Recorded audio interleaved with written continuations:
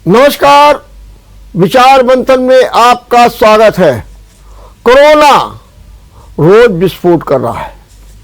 आंकड़े 1 लाख पार कर गए हैं। दावा किया जा रहा है कि 15 जनवरी तक अनेक स्थानों पर कोरोना का पीक आ जाएगा। और सच बात तो ये है कि जनवरी के लास्ट से लेकर के फरवरी तक मुश्किल भरे दिन होंगे। नित नए नए शोध हो रहे हैं, नई नई बातें सामने आ रही हैं। अभी तक ये कहा जा रहा था कि भाई हल्का बुखार आएगा, कफ होगा, नाक बन सकती है और मामला निपट जाएगा। लेकिन फिर ये कहा जाता है नहीं, इसके लक्षण गंभीर है, इसे गंभीरता से लीजिए। आज इसी पर चर्चा करेंगे और इस चर्चा में हमारे साथ है जाने माने वरिष्ठ चिकित्सक डॉक्टर राज तिलक। मैं आपका बहुत बहुत स्वागत करता हूं। डॉक्टर राज तिलक लगातार कोरोना का अध्ययन कर रहे हैं, अपडेट ले रहे हैं और जितनी भी ताज़ा जानकारियां हैं उनको शेयर भी कर रहे हैं।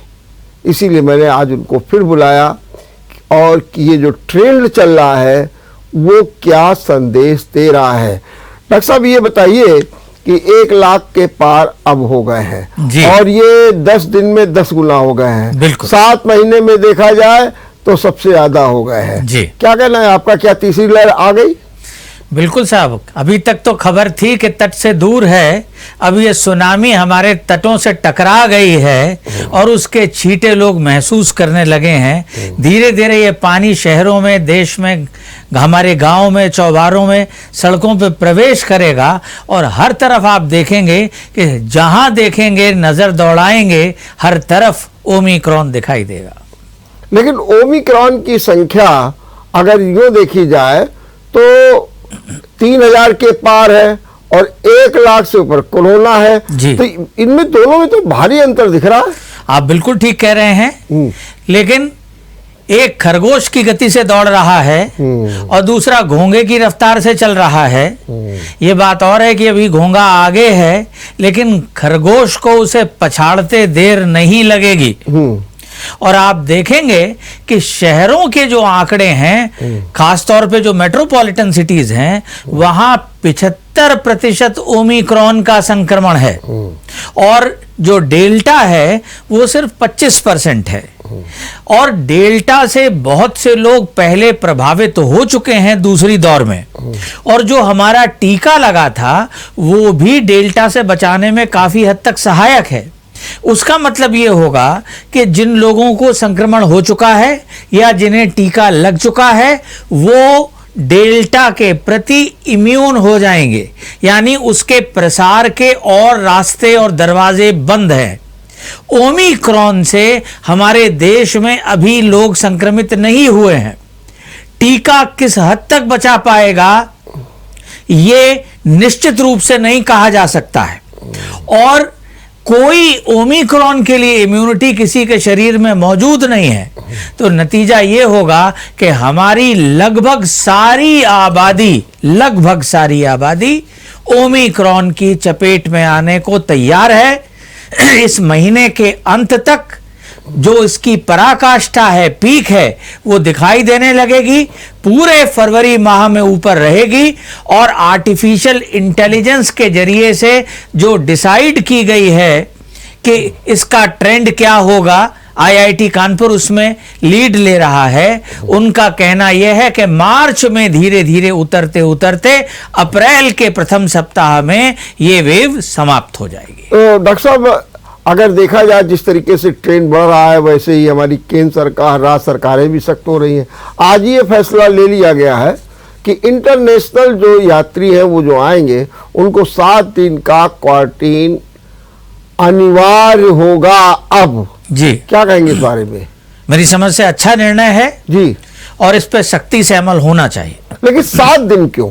अब ये भी कहते हैं कि अगर जो कोरोना में पहले तो ये था 14 दिन होते हैं, फिर 15 दिन है, बाद रिपोर्ट करिएगा। अब तो कह रहे हैं कि 7 दिन केवल, तो ये समय क्यों कम हो गया?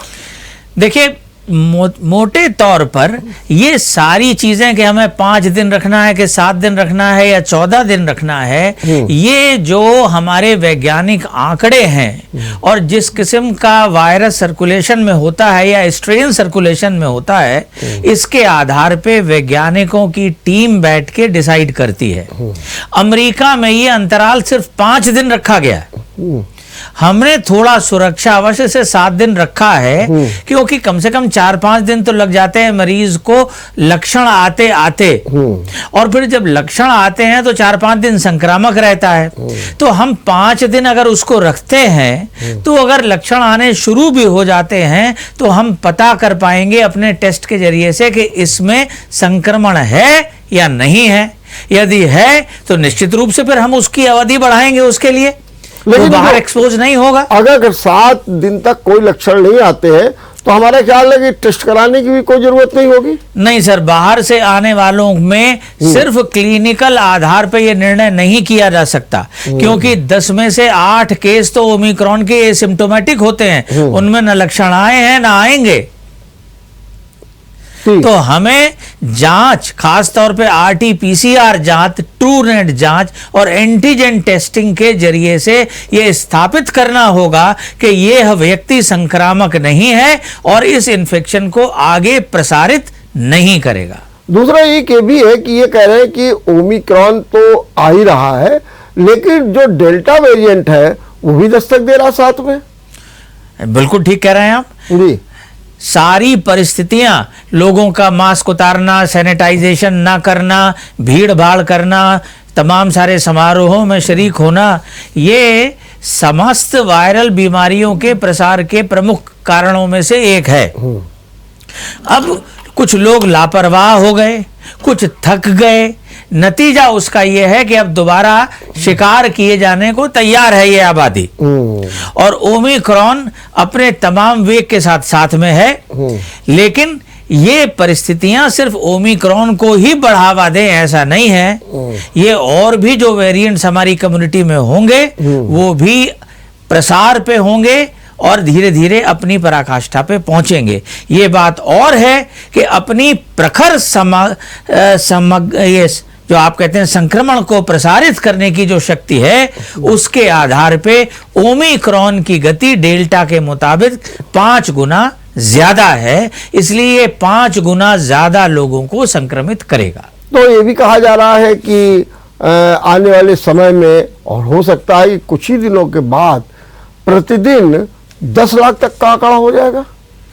सर 10 लाख तो अमेरिका पहुंच चुका है इस समय अपनी पीक पर जी, और वहां 10 लाख मरीज रोज आ रहे हैं जी। हिंदुस्तान की आबादी जो है अमेरिका से कम 5 गुना समझिए आप, और हमारा क्षेत्रफल उनका आधा भी नहीं है। नतीजा यह है कि हमारे देश में आबादी ज्यादा घने तौर पे रहती है, और हम लोगों की प्रवृत्तियां ऐसी हैं कि हम एक दूसरे से अलग थलग नहीं, जुड़ के साथ साथ समूहों में काम करते हैं। इसका मतलब है अगर अमेरिका से रेफरेंस लिया जाए तो वहां 10 लाख केस अगर पराकाष्ठा बना रहे हैं, तो हमारे यहाँ यह संख्या का जो मोटा अनुमान है वो लगभग 50 लाख के आसपास होना चाहिए। 50 लाख का जी। और प्रतिदिन नहीं, 50 लाख केसेस हमारी पीक होगी। पीक होने, अच्छा पीक होगा। हाँ। लेकिन ये भी तो कह रहे हैं कि ये प्रतिदिन 8-10 लाख केसेस होंगे, ये नहीं समझ में आ रहा। हाँ तो सर इसमें ज्यादा केसेस विक्टिमाइज होते हैं, जी जी जी, कम दिन तक बीमार रहते हैं और जल्दी ठीक भी हो जाते हैं। जैसे उसके अंदर 7 से 14 दिन लगते थे, इसमें 3 से लेकर 10 दिन में ही ठीक हो जाते हैं। उसमें अकेले 10-15% केसेस एसिम्प्टोमेटिक होते थे, इसमें 60-70% तक एसिम्प्टोमेटिक होते हैं। तो इसमें बीमारी भी जल्दी होती है, बीमारी माइल्ड होती है और बीमारी से रिकवरी भी फास्टर होती है। इस दृष्टि से आप देखें तो तेजी से लोग इसके शिकार बनेंगे और तेजी से उसकी संक्रामकता के बाहर भी निकल जाएंगे। अगर ये भी बात अब आपकी मान लें कि इसमें बड़े हल्के लक्षण होते हैं, जल्दी रिकवरी हो जाती है, सब कुछ होती है, तो फिर ये कहा जा रहा है कि जब पीक पर होगे तो 1.5 लाख बेड्स की जरूरत पड़ेगी। जी फिर जी, ये क्या आवश्यकता है इसकी? बिल्कुल आपने बड़ा महत्वपूर्ण सवाल उठाया है जी सर। हमारे जो परिवेश है, माहौल है, या जो हमारी आबादी है, इसमें आम तौर पे तो ये बात कही जा सकती है कि ओमिक्रॉन का संक्रमण जो है वो बहुत सघन नहीं होगा और मारक नहीं होगा। जी, लेकिन ये इस बात को जनरलाइज नहीं किया जा सकता। कहने का मतलब है इसी आबादी में छुपे हुए ऐसे ढेर से लोग हैं जिन्हें कोमॉर्बिड कंडीशंस हैं। जैसे उदाहरण के लिए भारत में लगभग 12% लोगों को डायबिटीज है, तो 12% कोमॉर्बिडिटी डायबिटीज की वजह से हो गई। करीब 23.2% लोगों को हाइपरटेंशन है, तो 23.2% लोग हाइपरटेंशन से। फिर करीब 10 से 12% बच्चों को दमा है। वयस्कों में 5 से 8% लोगों को दमा है। फिर तमामों को सीओपीडी है, कुछ को इम्यून डिफिशियंसी है, कुछ गर्भवती महिलाएं हैं। तो आप यूं देखें तो लगभग 40-50% आबादी आपको ऐसी मिलेगी जो किसी न किसी कारण की वजह से उस सामान्य से अलग व्यवहार कर रही है। यानी मामूली और हल्की बीमारी, यानी उसको दिया गया हल्का सा धक्का भी उसे गिराने के लिए पर्याप्त है। तो ये लोग जो हैं ये काल का ग्रास बनेंगे। ओमिक्रॉन की भी मारक ताकत जो है वो हालांकि बहुत कम जो हमारे पुराने वेरिएंट्स थे, खासतौर पे डेल्टा, उसके मुकाबले बहुत कम है, लेकिन ना नहीं है। तो कुछ लोग आईसीयू पहुंचेंगे, कुछ हॉस्पिटलाइज भी होंगे, कुछ वेंटिलेटर पे भी जाएंगे, और कुछ इसके बाद में शायद आगे की समय देखने के लिए जीवित न रहें। एक बात डॉक्टर साहब ये भी है कि हमारे यहाँ जैसा माना जा रहा है कि रेजिडेंट्स डॉक्टर्स की बहुत कमी है। आज ही सुप्रीम कोर्ट ने कहा है कि आप जो है 27% का रिजर्वेशन ओबीसी का मान लीजिए और जल्दी करिए, क्योंकि हमारे यहाँ डॉक्टरों की कमी है। दूसरी ओर ये भी देखा जा रहा, भी एक नए आंकड़े आए जिसमें ये माना गया कि दिल्ली, पटना, मुंबई, लखनऊ के 1000 डॉक्टर संक्रमित हो गए। ये क्या बात हुई? देखिए, ये पुरानी मान्यता तो ये है कि जब डॉक्टर बीमार होता था तो लोग हंसते थे, अरे डॉक्टर साहब आप भी बीमार हो गए। लेकिन तो उससे हम लोग कहावत होती थी कि जान जोगी वैद्य रोगी और सूर्य के पीठ में घाव, ये कभी हो ही नहीं सकता जी। तो बाय एंड लार्ज कोरोना ने ये बता दिया है कि ये मसल ठीक नहीं थी, इसकी भी सीमाएं हैं अपनी। तो चिकित्सक लगभग 600-650 चिकित्सक सेकेंड वेव में जो डेल्टा से आई जीवित नहीं रहे, और इनके कम से कम 30-40 गुना हैं जो इस दौरान संक्रमित हुए थे और बीमार पड़े। कुछ वार्ड में भर्ती हुए, कुछ आईसीयू में भर्ती हुए, कुछ वेंटिलेटर पे भी गए, लेकिन लौट आए। तो सबसे ज्यादा अगर कोरोना के मरीजों के संपर्क में कोई रहता है डे इन और डे आउट, बाकी लोग तो उससे हम दूरी बनाने को कहते हैं कि उसको मरीज को आइसोलेट कर दीजिए, उसके कमरे में मत जाइए, लेकिन चिकित्सक ये काम नहीं कर सकता। उसे तो मरीज के संपर्क में आना ही होगा। तो वो हाई वायरल लोड की गिरफ्त में आता है। और अगर आप रीसेंट आंकड़े देखें तो जो आप कह रहे हैं, बंबई के सायन अस्पताल के लगभग 50% हेल्थ केयर वर्कर्स में संक्रमण हो चुका है। दिल्ली में कल की खबर थी कि 300 लोग हेल्थ केयर वर्कर्स जो हैं अलग अलग अस्पतालों में वो संक्रमित हैं। ऑल इंडिया इंस्टीट्यूट में 80 चिकित्सक, राम मनोहर लोहिया में 90, सफदरजंग में 50, हिंदू राव हॉस्पिटल में 15, गुरु तेज बहादुर अस्पताल में 10, चाचा नेहरू अस्पताल में 12, मैक्स साकेत अस्पताल में 20 और मूलचंद अस्पताल में 10 लोगों की खबर तो कल रात तक आ चुकी थी। आज दिन में कुछ संख्या बढ़ी होगी। तो ये लोग लगभग 300 के आसपास लगातार संक्रमित हैं और मुश्किल यही है कि आगामी वक्त में हमारे पास में जब इतनी बड़ी संख्या में लोग बीमार पड़ेंगे तो जो चिकित्सा संसाधन क्या पर्याप्त होंगे, नंबर एक। नंबर दूसरा, जो मानवीय संसाधन है कि जब चिकित्सक ना होगा, वेंटिलेटर को चलाने वाला ना होगा, तो मशीन अपने आप तो काम करेगी नहीं। वो तो वो अगर हो भी तो कैसे संचालित होगी। और यदि इन संक्रमित लोगों को आम मरीजों की देखभाल के लिए छोड़ भी दिया जाए तो सोचिए क्या परिणाम होंगे। एक के संपर्क में अगर 50-50, 100 लोग आते हैं तो ये तो बीमारी के प्रसार करने का एक माध्यम बन जाएंगे। तो न रोका जाए इनको, ये भी मुश्किल। अगर एसिम्प्टोमेटिक भी हैं तो भी इन्हें क्वारंटीन तो करना पड़ेगा। हाँ, बिल्कुल। अरे क्वारंटीन में एक बात और आ रही है, होम आइसोलेशन। उसमें भी ये कह रहे हैं कि 7 दिन का जो होम आइसोलेशन है वो बहुत पर्याप्त है, बशर्ते कि आगे 3 दिन तक बुखार ना आए, कोई और लक्षण ना दिखे। अगर आपका 7 दिन होता है तो पर्याप्त है। क्या इसको आप सही मानते हैं? जी हाँ, मेरे हिसाब से ये ठीक है, क्योंकि मैंने जैसे कहा ये बीमारी तेजी से आती है, कम समय तक रहती है और जल्दी ही चली जाती है। संक्रामकता भी इसकी उसके साथ समाप्त हो जाती है। अगर किसी में कोई जटिलताएं होती हैं, लॉन्ग कोविड होता है, और अगर कीटाणु, ये जो विषाणु है आपका वायरस, ये देर तक उसके शरीर में बना रहता है तो फिर उसके लक्षण भी देर तक बने रहेंगे, बुखार भी देर तक बना रहेगा। उन परिस्थितियों में इसकी सीमा को उस हिसाब से रूपांतरित किया जा सकता है। लेकिन यदि ऐसे कोई लक्षण नहीं है और चीजें सामान्य ढंग से रिकवर कर रही हैं तो 5 दिन वो पर्याप्त अरसा है जिसमें हम मान सकते हैं कि व्यक्ति अब और आगे लोगों को संक्रमित नहीं करेगा। ठीक बात। डॉक्टर तिलक, पिछली बार भी मैंने आपसे बातचीत की थी और मैंने कहा था कि कुछ कंफ्यूजन्स बहुत आ जाते हैं। जैसे कि ये लगातार आ रहा कि इसमें बड़ा ओमिक्रॉन में बड़ा माइल्ड है और बुखार आ जाए और ज़्यादा परेशान नहीं होने की ज़रूरत है, और जुकाम हो सकता है, नाक बहने लगती है, कफ आ सकता है, ये हुआ। लेकिन आज ही जो है एम्स ने एक चेतावनी जारी कर दी और कहा सावधान रहें, और उन्होंने 5 लक्षण बता दिए। उन्होंने कहा पहला लक्षण कि सांस लेने में कठिनाई होना, दूसरा लक्षण बताया कि मेंटल जो है कंफ्यूजन होना, और उन्होंने भी कहा कि प्रतिक्रिया न देना।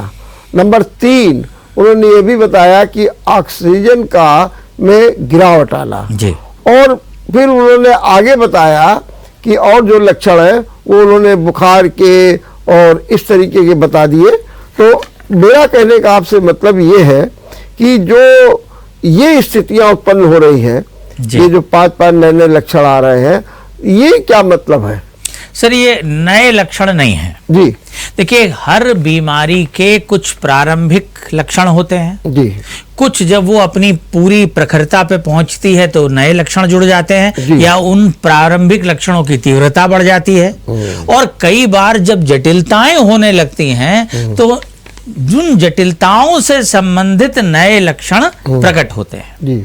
जैसे इनका कहना है कि अगर आपको फिट्स आने लगे, अब आदमी रेस्पॉन्ड ना करे, कंफ्यूजन दिमाग में पैदा होने लगे, ये ब्रेन फॉग कहलाता है। यानी मोटे तौर पे अगर कोरोना ने आपके दिमाग को गिरफ्तार कर लिया है तो ये उसके लक्षण होंगे।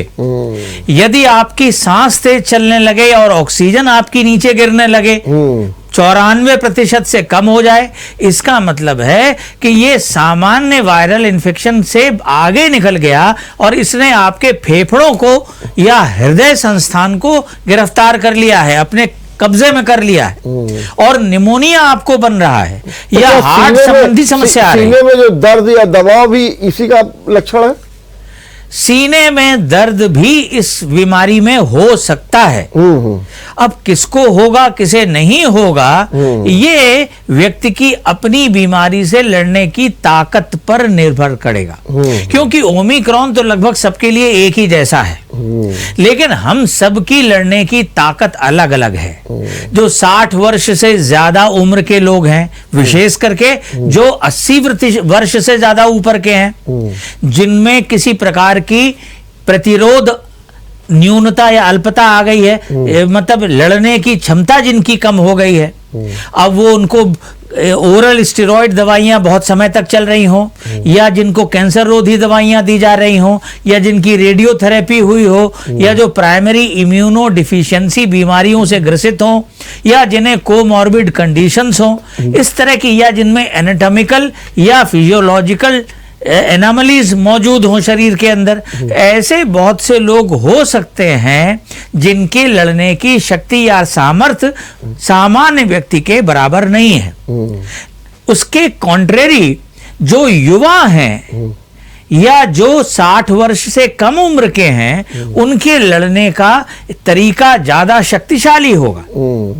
तो जो ज्यादा शक्ति से लड़ेगा वो कोरोना को जल्दी परास्त करेगा, लेकिन जो शक्ति अल्पता से ग्रसित है स्वयं, वो उतने शक्तिशाली ढंग से नहीं लड़ पाएगा, और उसका नतीजा होगा कि गंभीर जटिलताएं उसको जकड़ लेंगी। और इसका मतलब ये होगा कि जो दिमाग के संक्रमण से संबंधित हैं, हृदय के संक्रमण से संबंधित हैं, फेफड़ों के संक्रमण से संबंधित हैं, ये सारे लक्षण भी सामने आने लगेंगे। हो सकता है उसे भर्ती करना पड़े, आईसीयू ले जाना पड़े, वेंटिलेटर में उसका 1% जाएगा, और फिर आगे की यही सफर जारी रहेगा। ठीक बात। लेकिन डॉक्टर साहब, एक और रिपोर्ट आई है जिसमें कहा गया है कि अगर आपकी त्वचा, ओठ और नाखून का रंग बदल रहा हो, अलर्ट हो जाइए। जी बिल्कुल। और बिल्कुल। अलर्ट होकर के बस फिर अपना आइसोलेशन, क्वारंटीन, दवा, टेस्ट सब कराना शुरू कर दीजिए। देखिए, त्वचा का रंग क्यों बदलेगा? या तो आपके अंदर रक्त अल्पता हो, यानी अनीमिया, खून की कमी, तो ऐसा व्यक्ति आपको ज्यादा पेल दिखाई देगा, वो सुरखरू नहीं होगा, उसके अंदर लाली नहीं झलकेगी। तो इसका मतलब है, खून की कमी का मतलब कि उसके लड़ने की सामर्थ्य में कमी है। एक, यदि आपके होंठ नीले पड़ रहे हो, चेहरे पे और शरीर में नीलमा आ गई हो, हाथ की उंगलियां नीली पड़ रही हो, तो ये बताता है कि पर्याप्त ऑक्सीजन की उपलब्धता नहीं है आपके शरीर में। तो ये जिन लोगों के पास ऑक्सीजन नापने का वो यंत्र नहीं है, जिसे पल्स ऑक्सीमीटर कहते हैं, उनके लिए एक मोटा अनुमान बताया गया है कि ये हो रहा हो, अगर आप नीले पड़ रहे हो तो समझ लीजिए कि आपको पर्याप्त ऑक्सीजन नहीं मिल रही। भैया घर पे मत बैठे रहो, चिकित्सक से मिलो, जांचें कराओ, और जो भी उस परिस्थिति में उपयुक्त हो उसके लिए अपने आप को सब्जेक्ट करो। और जो यही कारण बस नाखून के रंग बदलने का वही है। हाँ। दोनों का वही है। और एक और इसमें आता है अक्सर कि अगर आपको स्वाद नहीं लग रहा है तो वो भी एक लक्षण ऐसा है जिससे व्यक्ति को अलर्ट हो जाना चाहिए। देखिए, डेल्टा में ये बात ज्यादा थी कि महक नहीं मिलती थी, तमाम चीजों की स्वाद गायब हो जाते थे। ओमिक्रॉन में ये माना जा रहा है कि अभी तक ये लक्षण जरा कम हैं या नहीं मिले हैं, लेकिन आगे भी नहीं मिलेंगे ऐसा कह पाना जरा मुश्किल होगा, क्योंकि अभी संख्या कम है। लेकिन मैंने जैसे कहा, इसका भविष्य काफी ऊंचाई तक जाने वाला है। कुछ पहाड़ की छोटी चोटियां होती हैं, जैसे विंध्याचल है, कंचनजंगा है, लेकिन कभी कभी एवरेस्ट की चोटी से मुकाबला हो जाता है। इस बार हमारी चढ़ाई एवरेस्ट की चढ़ाई है। फिर चर्चा कर रहे हैं विस्फोट करते कोरोना की और उससे मुकाबले की।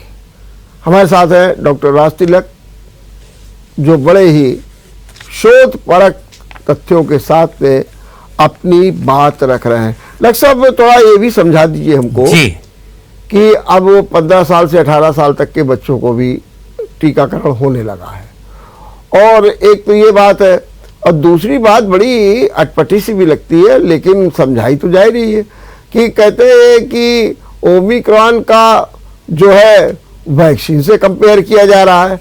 कहा तो ये तक जा रहा है कि अगर कोई व्यक्ति ओमिक्रॉन के संपर्क में आ गया तो वो बेहतर है, और अगर ये स्थिति बढ़ गई तो ये 3 महीने के अंदर कोरोना के खात्मे का भी संदेश मिलने लगेगा। बात बड़ी वैसी है, क्या कहेंगे आप? देखिए, अगर हम किसी को मिलिट्री में भर्ती करा दें और उसे सिखाना हो कि भाई जब लड़ाई होगी तो कैसे लड़ोगे, तो ये सिखाने के लिए आप करेंगे क्या? आप छोटी मोटी डमी वार की सिचुएशंस क्रिएट करेंगे और उसमें उस व्यक्ति को लड़वाएंगे। उस लड़ने से, उस जूझने से ही वो युद्ध कला में पारंगत होगा। ठीक यही टेक्निक वैक्सीन की भी है। वैक्सीन का अर्थ क्या है? यानी जिस चीज ने आपको वो बीमारी दी है उसी को हम बहुत सूक्ष्म मात्रा में शक्तिहीन करके जानबूझ के आपके शरीर में प्रविष्ट कराते हैं। आपके शरीर में जब वो प्रवेश करता है तो उसका नयन, नक्श, आकृति, उसके लड़ने की टेक्निक, ये सारा कुछ आपका शरीर अध्ययन करता है, उससे लड़ता है, उसको पहचान लेता है और इस लड़ने की प्रक्रिया में उन शक्तियों का विकास होता है जो उस कीटाणु से लड़ने के लिए जिनकी जरूरत है। तो ये वैक्सीन हो गई। तो वैक्सीन जो काम करता है, ओमिक्रॉन के बारे में ये माना जा रहा है कि ये कोरोना वायरस का ऐसा ही एटीन्यूएटेड यानी बहुत मंद किया हुआ, अपनी ताकत को न्यून करके बनाया हुआ प्रकृति का रूपांतरण है। और क्योंकि ये प्राकृतिक तौर पे सब जगह जा रहा है, लोगों को संक्रमित कर रहा है, तो ये शरीर को एक मौका दे रहा है कि हम क्या हैं, हमको पहचानो, हम कैसे लड़ते हैं, हमको जानो और इसके विरुद्ध अपनी शक्तियों को विकसित करो। तो ये एक ढंग से प्रकृति द्वारा लगाई गई वैक्सीन के समानांतर प्राकृतिक तौर पे घटित होने वाली घटना है, इसलिए ऐसा कहा जा रहा है। लेकिन जैसा मैंने कहा कि जैसे वैक्सीन्स भी ऐसा नहीं है कि they are without side effects, कुछ लोगों में तो वो भी प्रॉब्लम कर सकती हैं। ठीक इसी ढंग से ये कोरोना का माइल्ड इन्फेक्शन भी कुछ विशेष लोगों को जिनके लड़ने की शक्ति न्यून है उनमें ये खतरनाक भी हो सकता है। इसलिए जर्नल नहीं कह रहा, लेकिन फिर भी कम से कम उन लोगों को सावधान रहना चाहिए। दूसरा, उस घर में मान लीजिए कोई शक्ति संपन्न भी है तो ठीक है, आपको कुछ नहीं होगा, लेकिन आप संक्रमण उठाओगे और अपने घर ले जाओगे और अपने बूढ़े माँ बाप को, अपने सास ससुर को, अपनी गर्भवती महिला को संक्रमित करोगे। तो आपकी एक सामाजिक जिम्मेदारी भी है, पारिवारिक जिम्मेदारी, कि आप न खुद संक्रमित हो और न इस संक्रमित उन लोगों को दें जिनके लड़ने की जो सामर्थ्य है वो सीमित है। अन्यथा आप तो शायद बच जाओ, लेकिन आपके इस गैर जिम्मेदाराना व्यवहार की वजह से वो निश्चित रूप से आईसीयू पहुंच जाएंगे या काल कवलित हो जाएंगे। जहां तक ये बच्चों के टीकाकरण की बात चल रही है, सर टीका तो जरूरी है, ठीक बात है। क्योंकि अभी आपने स्वयं कहा कि इतने ढेर से केसेस हैं, ओमिक्रॉन कम है और डेल्टा ज्यादा है, और हमारी वैक्सीन कम से कम डेल्टा के लिए निश्चित रूप से प्रतिरोधक ताकत पैदा करती है, ये बात निर्विवाद है। नंबर 2, ओमिक्रॉन को भी बचा सकती है, पूरी तरह से न सही, आंशिक रूप से सही, लेकिन कुछ नहीं से कुछ बेहतर है। इसलिए हमको जब भी नियरेस्ट अपॉर्चुनिटी मिले टीका लगवाने की, हमें जाना चाहिए और अपने बच्चों का टीकाकरण करवाना चाहिए। जो वयस्क छूट गए हों वो भी अपना टीकाकरण पूरा कराएं जल्दी से जल्दी। और 10 तारीख के बाद में जो हेल्थ केयर वर्कर्स हैं, जो फ्रंट लाइन वर्कर्स हैं, जो इलेक्शन में जिन लोगों की ड्यूटी लगेगी, उन सबको भी टीका की बूस्टर डोज देने के लिए शासन ने, प्रशासन ने चिकित्सकीय जो सोच है उसके रूपांतरण में उसको धरती पे उतारने के लिए बूस्टर की व्यवस्था की है। मुझे लगता है उन सबको भी तत्परता से बूस्टर डोज लगवानी चाहिए। कहा यह जा रहा है कि चूंकि इलेक्शन है, रैलियों पर रोक लगेगी, और ये भी है कि जो उसमें भाग लेंगे उनका टीकाकरण होना बहुत जरूरी है, जो अधिकारी और कर्मचारी हैं। ये भी कहा जा रहा है कि जहां पर चुनाव है वहां पर 80% लोगों को टीका हो जाना चाहिए। चुनाव आयोग बहुत मंथन कर रहा है, बातचीत भी हो रही है और लगता है कि तमाम बंदिशों के साथ में चुनाव की घोषणा होगी। क्या आपका कुछ इस दिशा में कोई सुझाव है? सर, मुझे लगता है चुनाव आयोग बहुत जिम्मेदाराना रवैया दिखा रहा है और उसने कलकत्ता और वेस्ट बंगाल में जो कुछ भी इलेक्शन में हुआ उस घटनाक्रम से भी बहुत कुछ सीखा है और मुझे लगता है ये जो सबक है ये आने वाले सभी आगामी चुनावों पर लागू होना चाहिए।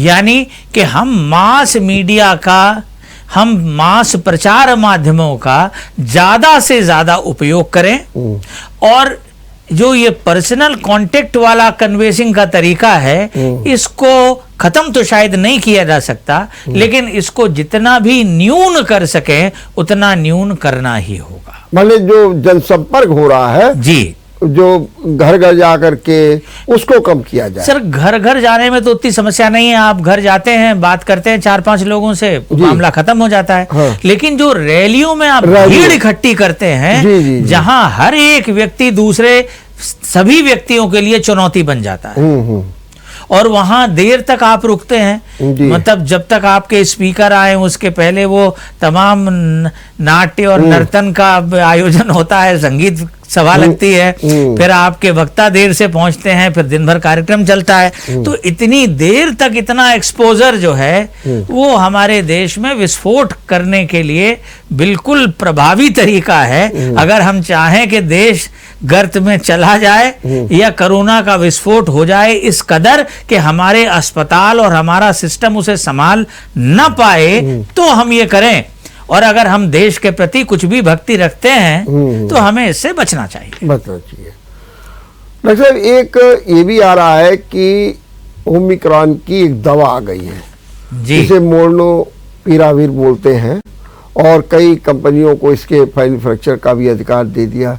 ये दवा क्या है, इसको कैसे लोग उपयोग करें, ये कितनी ज्यादा उपा देता है इसकी?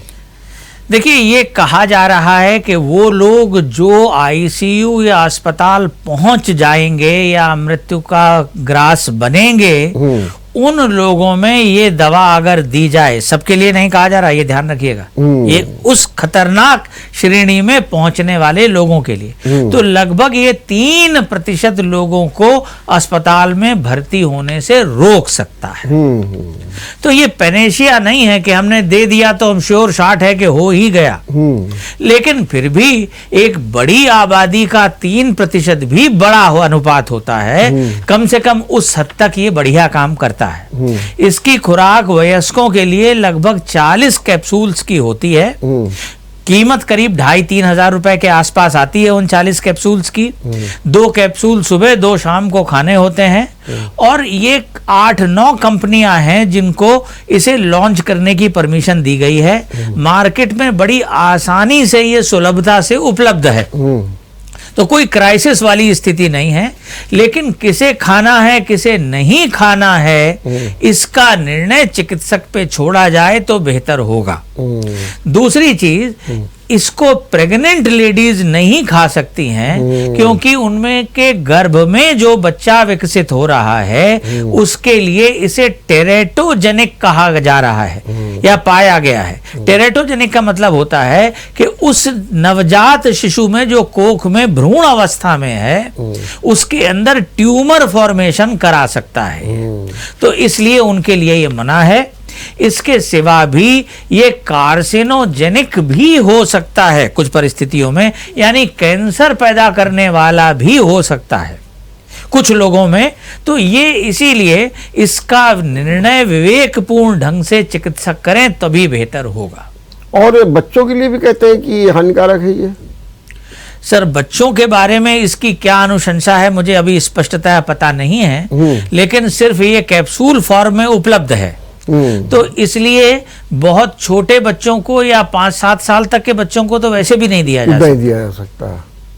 और ये एहतियातन तौर पर भी कोई नहीं ले सकता कि भाई ये लाइए हम इसको ले लेंगे तो हम बच जाएंगे कोरोना से? सर और क्योंकि अधिकांश केसेस ओमिक्रॉन के होंगे जी जी, और ओमिक्रॉन में 60-70% तक लोगों में तो लक्षण ही नहीं आएंगे, उसके बाद में माइल्ड लक्षण आएंगे, तो उन सब के लिए इसकी कोई आवश्यकता नहीं है। माइल्ड लक्षण में भी लेने की जरूरत नहीं, कोई जरूरत नहीं है सर। लेकिन अगर उस तरह के केसेस में जिनमें बिगड़ने की संभावना अधिक है, जो मैंने हाई रिस्क कैटेगरी आपको बताई, उसमें अगर ऐसी परिस्थिति आती है तो आप माइल्ड इन्फेक्शन में ही इसे शुरू कर देंगे कि वो सीवियर ना होने पाए, क्योंकि आपकी प्रत्याशा ये है कि इन लोगों में जो अभी माइल्ड दिख रहा है ये आगे जाकर के गंभीर होने वाला है।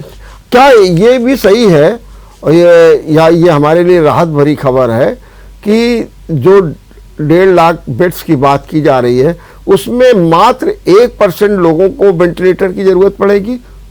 हाँ, ये बात ठीक है जी। पहले भी ऐसे ही 1.5-2% लोगों को पड़ती थी, लेकिन डेल्टा वेरिएंट दूसरी लहर में तो ज्यादा था, वहां तो त्राई मची हुई थी वेंटिलेटर की। मुद्दा यह है जी कि अमेरिका ने देखिए अपने यहाँ ज्यादा लॉकडाउन नहीं लगाया था, पिछली बार भी नहीं लगाया था, और लोग कह रहे थे कि ट्रंप को लगाना चाहिए, लेकिन नहीं लगाया उसने।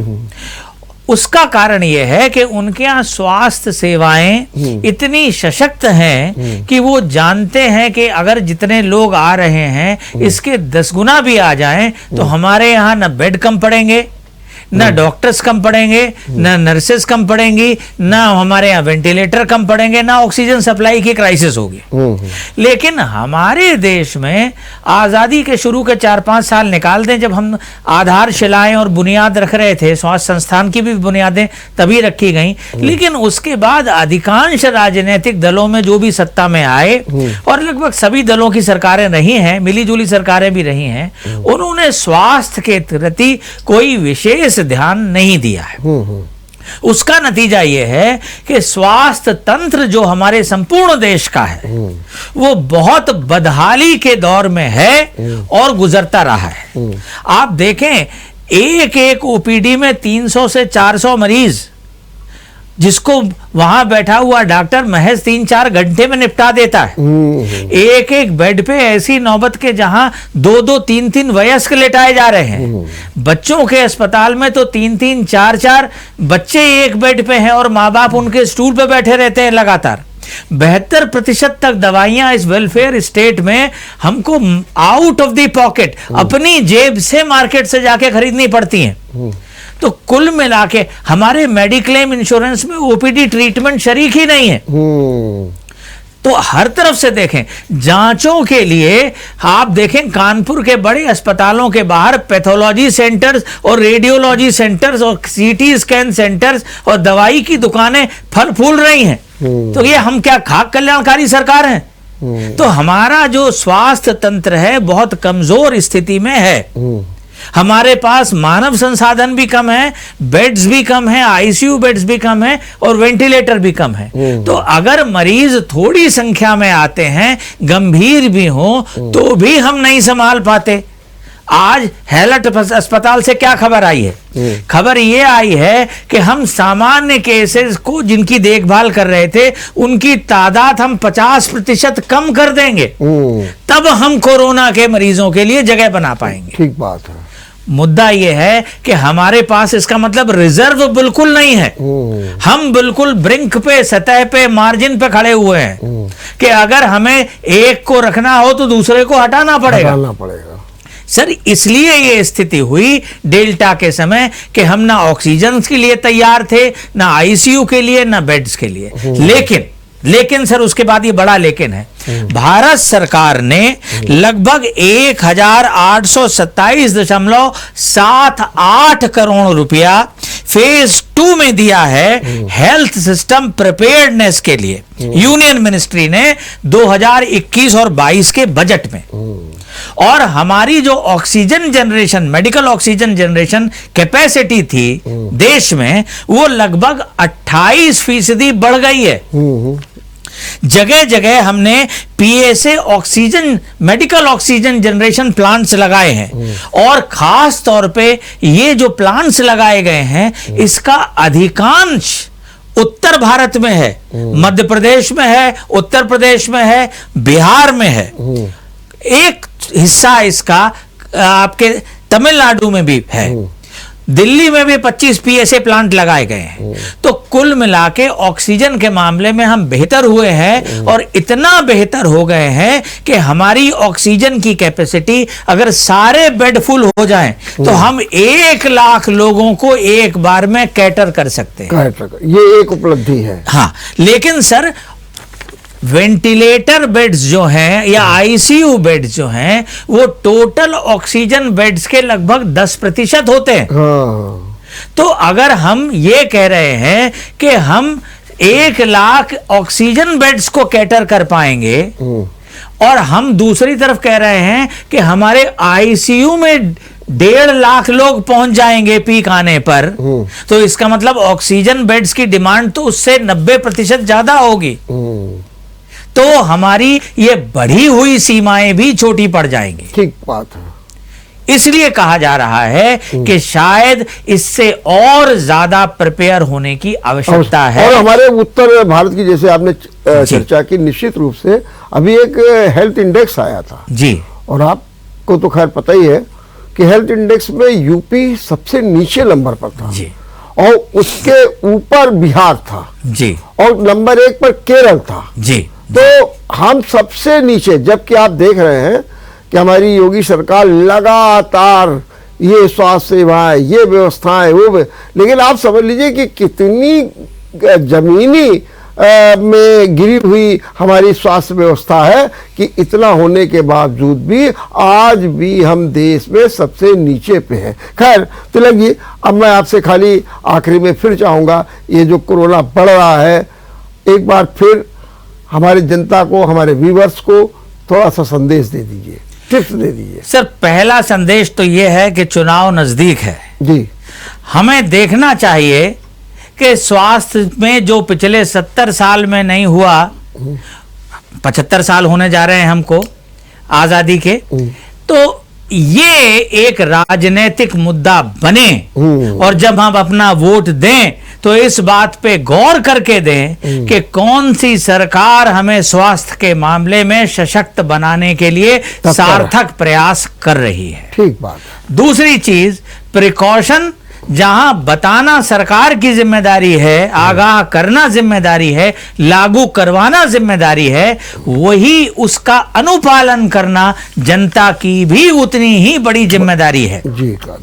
तो हाथ को बार बार साबुन से धोना, सैनिटाइजर का इस्तेमाल करना, मुंह पर मास्क लगाना, और लोगों के साथ सोशल डिस्टेंसिंग, लगभग 6 फुट का अंतर, 2 गज का अंतर 2 लोगों के बीच में, ये हमारी न्यूनतम आवश्यकता है। जो अननेसेसरी ट्रैवल है, वो बंद करें, अननेसेसरी मीटिंग्स हैं उनको ना लें, एंटरटेन ना करें, कम से कम लोगों को इनवाइट करें, चाहे वो विवाह का कार्यक्रम हो या दाह संस्कार का कोई आयोजन हो, कहीं पे भी जी। कुल मिला के जो मीटिंग्स भी आप लोगों से करें, उसमें ये सुनिश्चित कर लें कि आप कम से कम समय के लिए उनके संपर्क में आएंगे। ठीक बात। बीच में बैरियर्स की व्यवस्था करें, और डॉक्टर्स के साथ में, क्योंकि चिकित्सा संस्थान बीमारी के प्रसार के बड़े केंद्र होते हैं, सब वहां बीमारी पहुंचते हैं, इसलिए टेली कंसल्टेशन मोड पे आ जाएं। बहुत बड़ी बात आपने कही। ठीक बात। डॉक्टर से अगर संभव हो तो टेली कंसल्टेशन लें, केवल मजबूरी की स्थिति में आप चिकित्सक के पास जाएं या अस्पताल जाएं। ठीक है, बहुत बहुत धन्यवाद, बहुत बहुत धन्यवाद डॉक्टर साहब, आपने बहुत अच्छे ढंग से बात की है, और निश्चित रूप से आपके जैसे लोग जागरूकता पैदा करेंगे तो हम फिर कोरोना से मुकाबला भी कर सकेंगे। देखते रहिए विचार मंथन। नमस्कार।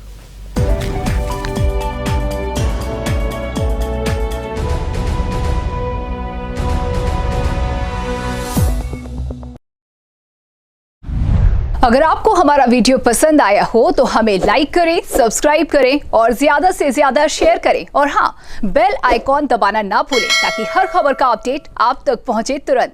आप हमें इंस्टा, ट्विटर और फेसबुक पर भी फॉलो कर सकते हैं। हमारी आईडी है @JMT News Flash।